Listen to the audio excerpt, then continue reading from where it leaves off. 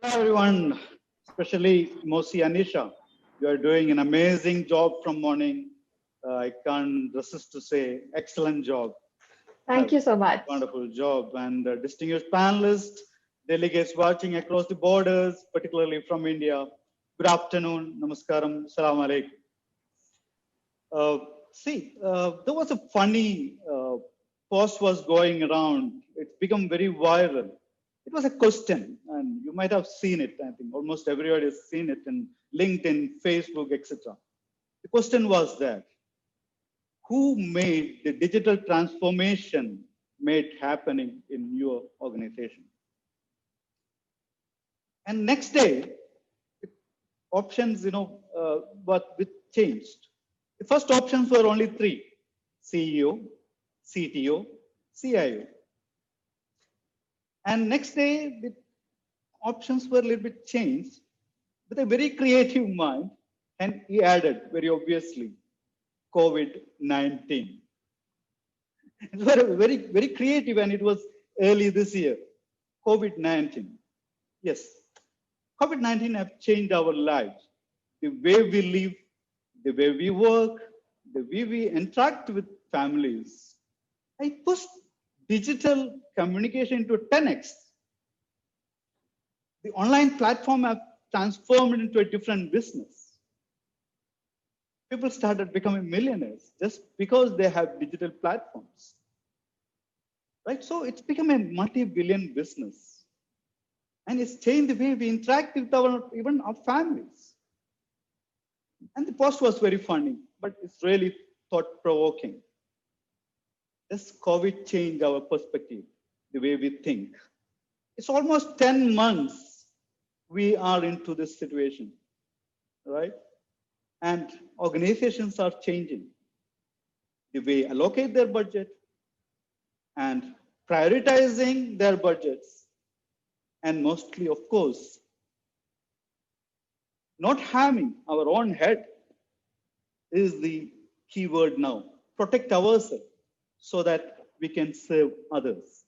So as information security professionals, we are devising our strategies. This morning, Dr. Kamalis Ladi was mentioning a quote from Mike Tyson, right? Everybody have a plan until they get a punch on their mouth. Right, we have that punch. And now we are devising our strategies.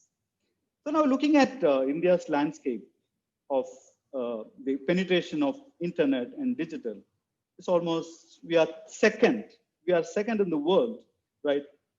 With 50% penetration, with 687 million people connected digitally. And it is expected to go into 974 million by 2025. This is according to Statistics. Yeah. Very good site for getting the statistics. So designing a proper cybersecurity is very important for the new cyber age. That's our topic today, right? Designing the right vision for a strategy for cyber vision, right? And we can't forget many facts. What is that, right? We are cutting the budgets, and government privacy laws are taking into place. In India, the privacy law is being already discussed. IT law is getting more stringent on privacy laws, right? And GDPR already in place in other part of the world. There comes our topic, designing a future vision and future cybersecurity for the digital age, right? Before we deep dive into the topic, I have a small disclaimer. All the views expressed here and the ideas expressed here are very specific to the individual, not related to any organization unless otherwise quoted by, right? So we are expressing our own personal view. And this disclaimer is being said because of the sensitivity of the nature of the topic what we are talking. So before we get into the real topic, I would like to have the view, how the COVID situation and post-COVID looking at to you, the panelists. So Dr. Lopa, right, is a person who really loved taking from the risk perspective, and she has done her doctorate in risk. So Dr. Lopa, can you just talk about a little bit on how we are seeing cybersecurity from COVID and post-COVID? Hello all. Very nice and very relevant question considering the situation we are in. We can see that, there is a huge change before and after COVID, that is pre and post. So we all have a strategy, we all have a plan in place, which is actually revolving, considering that we are having a office environment, a third party environment, and some of the support environment. Also, we have a three level majorly resilience. That is, within the city, we have a multiple office. There are within country resilience as well as cross country resilience. So primary, secondary, tertiary, that three side. If we consider that one side is down for certain reason, we have the another side. If there is a complete countrywide challenge, you have another country to keep up your business and running in the cyber world. That is one of the fundamental thought we have. Now look at the cyber from a cyber perspective, right? So cyber, when we are talking about the cyber or digital, right? One thing we need to remember, we are actually breaking the boundary immediately. There is no physical boundary. You can reach anywhere in the world using this digital channel. And most of the company today trying to harvest the benefit of digital reach by transforming the digital their business mode to a current business mode from digital mode.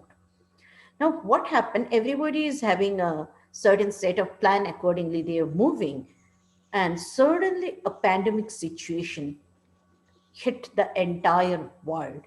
And this pandemic actually impacted the globe, not a certain geographical location, which actually just remove our early or fundamental concept of business continuity, that is primary, secondary, tertiary, and force the entire workforce to home, force the entire business to run from home, as well as the support stuff. That is the biggest challenge.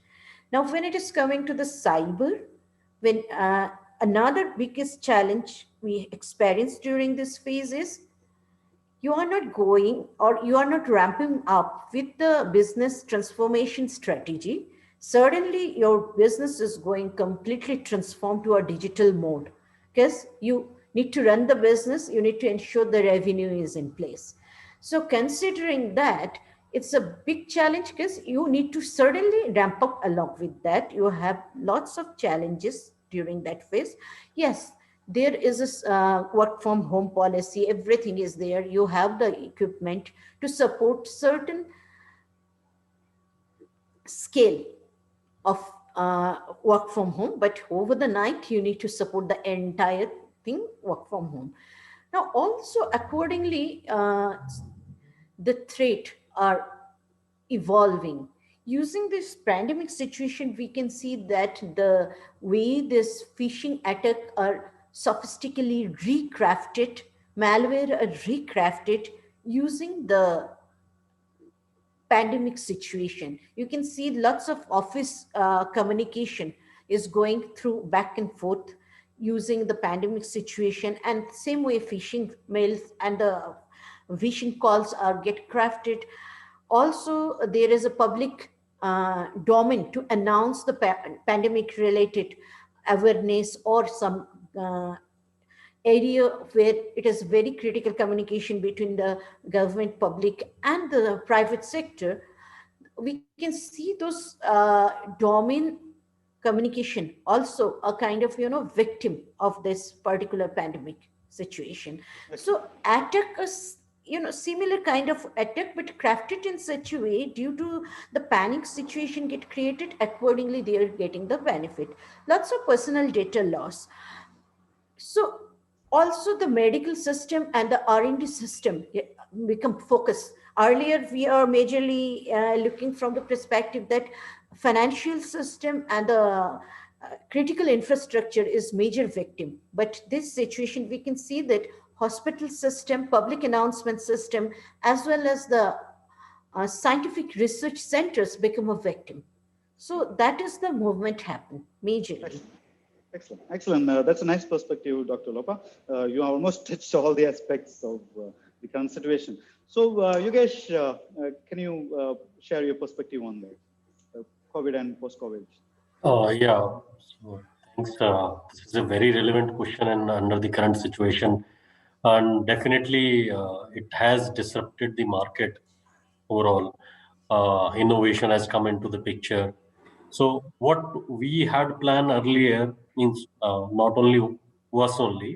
There are everybody almost who has planned a strategy for the entire year, and due to COVID situation, the entire things have got changed.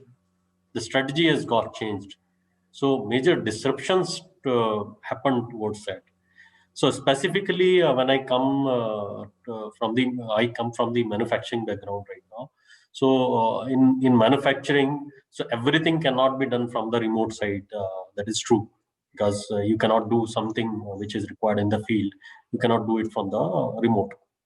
So the identification of areas where remote work can be fruitful was a major task. Then just like inspection, audits, designing, etc., that can be done from the remote side, that were identified. And uh, post this COVID situation, how to take it forward, whether it will go for a long time or it will end after the pandemic situation ends, or we should continue to work towards that. So this is what we are right now doing, and everybody is evolving towards that. So again, Dr. Lopa has touched about the remote support, cyber security. So as far as cyber security is concerned, so we felt that the internal team may or may not be sufficient to take care of all cyber security risk. We have to identify, we have to monitor the risks. So SOC services becomes very relevant on towards that. So and there were calls which could be easily mitigated when there is an office environment. But when it comes to remote, it takes sometimes longer to make him understand how to do it, how to resolve these issues. So in that area, I found automation is the best tool. So which can lead us towards the resolution of day-to-day issues in specifically in IT support. So there are uh, issues regarding the initial just like attendance, health management, workforce area. So these were also completely transformed. So how do we take attendance? How do we maintain the health of the workers? And how do we identify whether it can be a potential risk to the other workers also as well or not? So so that was very important area.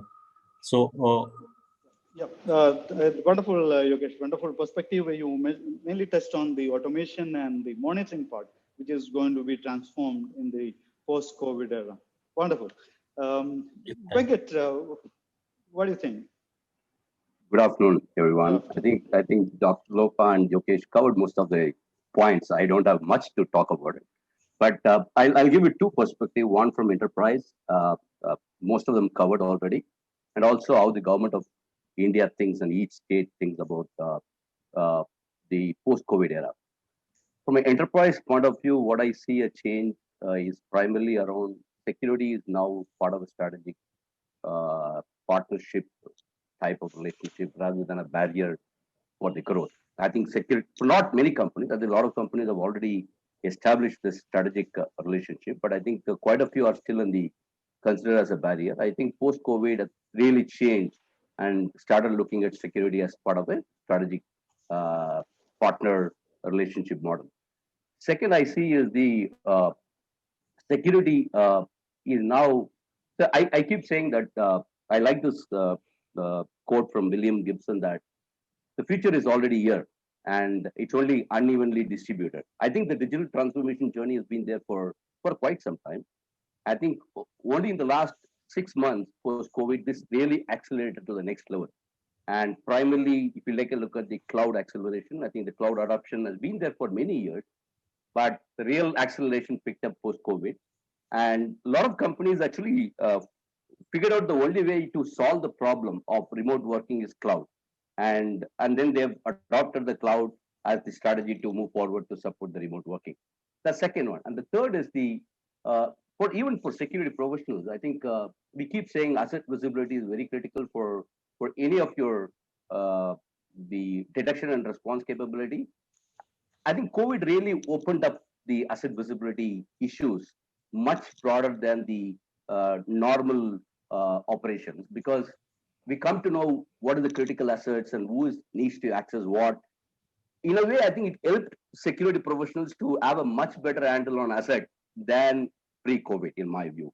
That is actually more from an enterprise point of view. And also, I would give one more point is around the way they look at it is right, the remote working. One is the cloud, and also the VPN has become the biggest area to focus on. And the risk that we carry from work from home is actually the attack surface has increased significantly. And as a security professionals, we are grappling with the attack surfaces. And like Dr. Lopa mentioned about number of phishing emails, how do we respond to those emails is a big challenge. And then the patching and other issues. That is more on the enterprise. When it comes to the government, I think the work from home options are not there because we were running on command center for cities, for law enforcement agencies and municipal authorities. For them, we have to be physically present. There is no concept of work from home. But the way they look at this entire digital intervention in a different way, they want us to look at more from, can you detect people wearing a mask or not? Can you help us to geofence these areas so that in a containment zone, nobody can go beyond this 3-kilometer radius or 4-kilometer radius? Can you help us in creating a call center to handle these COVID calls? Because it was not designed for that. I think I would say government has taken it, quite a few cities have taken it in a different way, all the digital interventions. I think in a positive side, I would say. I just want to give that flavor that it is not necessarily an enterprise. I think government is also doing a lot of work in this digital influencer space. Excellent, Venkat. Wonderful perspective. Particularly, you came from enterprise and government perspective. Very relevant. So, very interestingly, just I wanted to relate. Rear Admiral Mohit Gupta recently made a statement. September 20th, quoting NI. Government should start using 10% of the total IT budget for cybersecurity. It's very important statement and very relevant for the time where cybersecurity is not seen sometimes as very significant part of the strategy. So this is where cybersecurity has to come as part of the strategy of an organization. It's not just part of IT budget. So that's a wonderful perspective, Yogesh. So now we'll try to deep dive and have a discussion on the core topic. So one of the aspects of the topic is privacy and data breach, and Dr. Lopa also touched on that aspect. So data privacy is one of the major challenges for not only CISOs, it's for the entire corporate. So now fines are being imposed by GDPR. Across the borders, whoever has the agreement with those European organizations have to comply with GDPR. So personal data protection bill is already been discussed in 2019 in the Parliament, Indian Parliament. So which would create the first cross-sectional legal framework for data protection in India. So, Dr. Lopa, it's a piece of cake for you. How do you see it, right? And what is your challenges at CISO as a role? CISO is gaining more strategic perspective on data privacy and privacy breach. So, this is a very interesting question when it is coming to data privacy. Also, I have little different view here. Data Privacy Bill of India, which is under the consideration in Parliament currently, and we are expecting the law anytime. I would say this is a forceful, powerful reinforcement of law. The reason is data privacy is granted to all Indian citizens as a fundamental rights. Secondly, if we look at the IT Act 2000 amended version also, Section 43A clearly articulate the requirement of reasonable security and practice and procedure to protect the personal data. And this section have a financial penalty up to 5 crore in Indian rupees in case body corporate showcase any negligence to protect the personal information, or the way the damage happened. That is a more bigger consequence, 5 crore, or the way the damage may happen. Similarly, we can see that Section 72A of current IT Act deal with the personal information data outsource to India, actually getting a complete protection under 72A. Also, Company Act of India is clearly articulate the requirement of technical risk management, and if we indirectly see, the privacy aspect is also covered under that. Now, data privacy bill is also coming. Also, the beauty of Indian law is any law, when somebody actually file a complaint, when it is coming to specifically, they may not only say that under the Privacy Act there is a challenge, or under the IT Act, this is going to be correlated with IPC and COPC in turn, which have a major consequence. And it is not only the financial penalty, it can be jail. So I see there is a huge consequence. Even presently, if there is a violation of 72A, it can lead to jail. Okay. Apart from, financial, because financial is one part, right? This is another part of that. Now, obviously, we are looking at the new era or new privacy era, right? Where every country is looking forward, because data is the new fuel, raw, crude fuel, which is actually pumping the entire system, and the most valuable jewel of the world now. Okay. So considering that, there is obviously challenge from a mindset perspective and the vision perspective, how we are earlier looking data, privacy, and security. Lots of cases we felt that privacy and security may not go hand in hand because they're opposing each other, but actually they're complementing each other. What I'm securing as a security professional, is it I'm securing some laptop, desktop server, or some network infrastructure devices and connectivity? No, actually we are securing the data. Exactly. So that is what we need to keep in mind. The way we need to know the network and devices and the system, it is more required that we should understand what data is sitting where, what kind of legal protection demanded by the data, and where are the connectivity data flow moving back and forth. That is very important, and which country. So these are the area we need to look at, as well as Privacy. Dr. Lopa, I think probably due to the limitation of time, Sure. I'll come back to you to expand further. So let's move to another aspect of this data privacy and the breadth of, the quantum of data coming in. So much of risk there when IoTs are connected, particularly from a, from industrial IT perspective and a governmental IT perspective.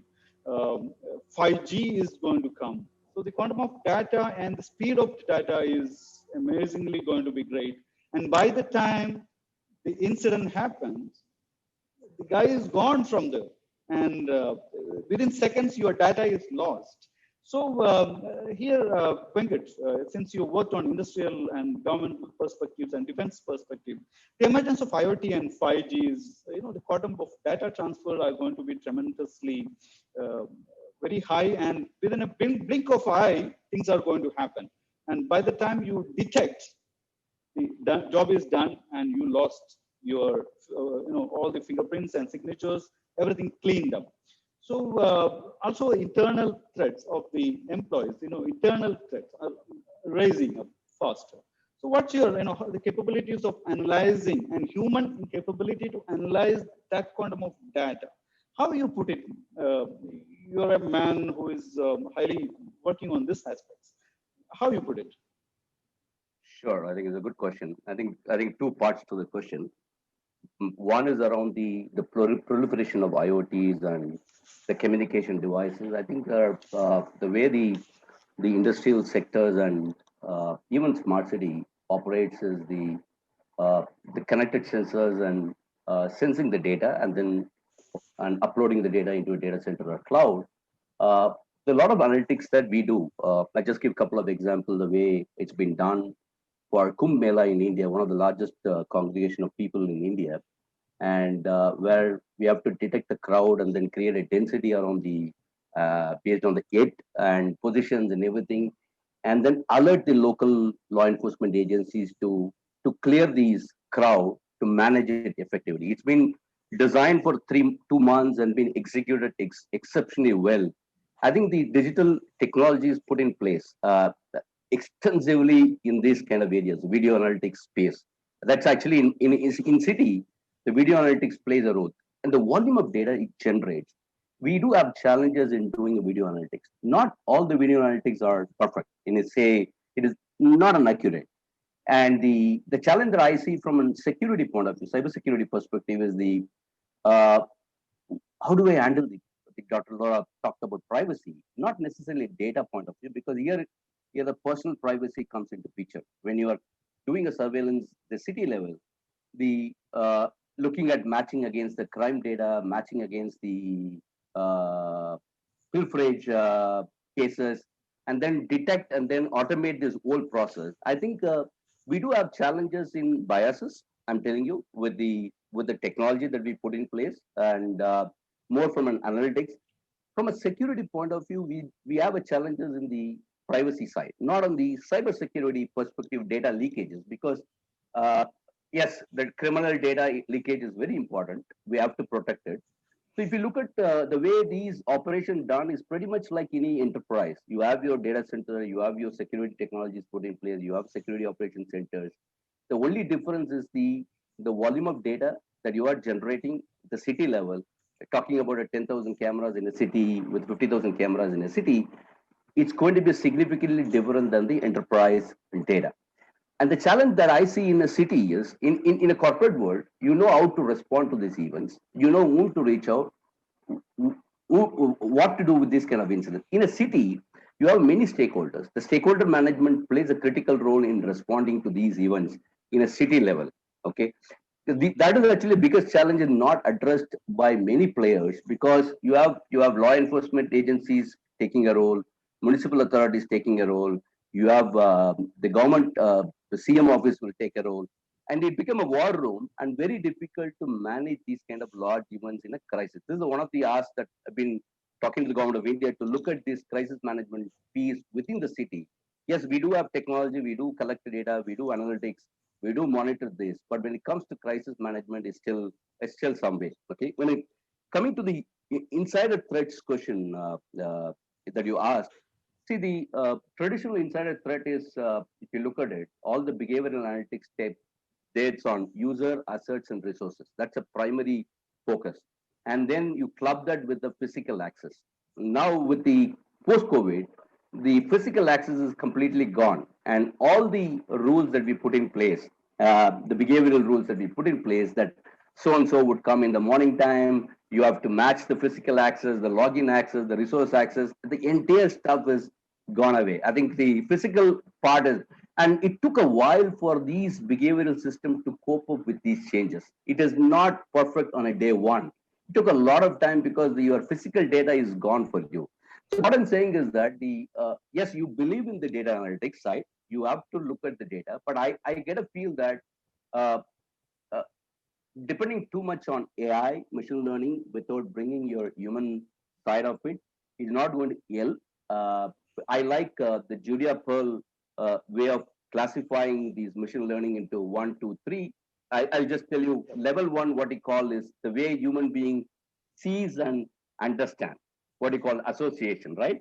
And then right, that is what we started 500 million years back. The eyes formed, and then we started creating it. The second is around the inference, okay, understanding and reasoning. And third is the counterfactual. I think the current machine learning algorithm helping us to protect and manage the data at the level 1 for association, pattern recognition. When you really want to do an inference and then counterfactual assessments, human beings plays an important role. And that too, for insider threat, we have to bring a lot of human aspects into the program, not just depend on data alone. That's my view. Thank you, Venkat. Wonderful perspective, and you touched all the aspects of that both sides.